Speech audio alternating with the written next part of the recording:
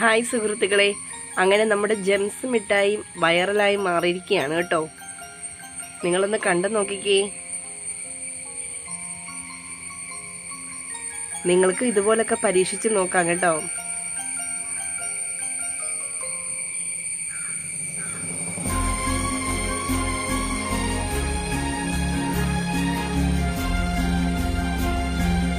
ഇതിന് ക്ഷമയും കൂടി വേണം കേട്ടോ, അത് പ്രധാനമാണ്.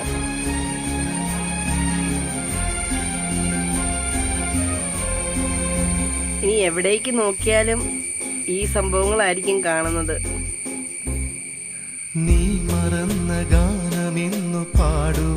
തുടക്കക്കാരൻ നമ്മുടെ മഞ്ഞളുപൊടിയാണ് കേട്ടോ, പറയാതിരിക്കാൻ പറ്റില്ല. ഞാൻ ട്രൈ ചെയ്തായിരുന്നു, ഏകദേശം ഒത്തുന്ന് പറയാം. എന്താണെങ്കിലും സംഭവം